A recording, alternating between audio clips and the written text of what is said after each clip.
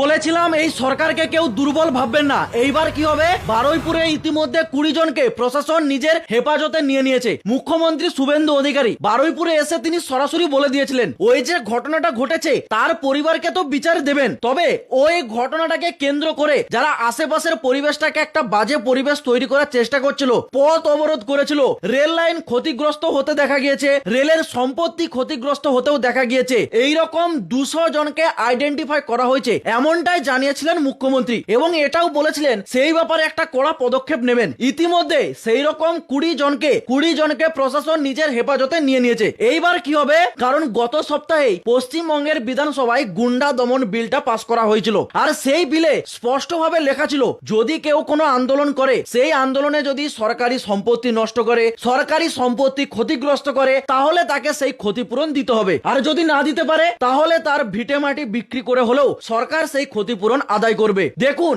গাছে তুলতে তো সবাই পারে, কিন্তু গাছ থেকে নিচে নামা না পর্যন্ত মই কিন্তু কেউ ধরে দাঁড়িয়ে থাকে অপেক্ষা করে না, সবাই কিন্তু পালিয়ে যায়। এই জন্য বলি, কারোর কথা শুনে এমন কেউ কোনো কাজ করবেন না যেটা করার পর ভবিষ্যতে পস্তাতে হয়। 15 বছর কি হয়েছে না হয়েছে আর ভেবে লাভ নেই, এখন সমস্ত কিছু পরিবর্তন হয়েছে, সরকারের আইন মেনে সকলকে চলা দরকার। পারলে আপনারা এই ভিডিওটা একটু শেয়ার করে দেবেন যাতে এটা সকলে জানতে পারে এবং আগামী দিনে এইরকম কোনো কাজ করা থেকে যেন বিরত থাকে এবং সরকারি আইন যেন মেনে চলে। এটুকুই বলার ছিল। এতে আপনাদের কি মতামত অবশ্যই জানাবেন। জয় শ্রীরাম।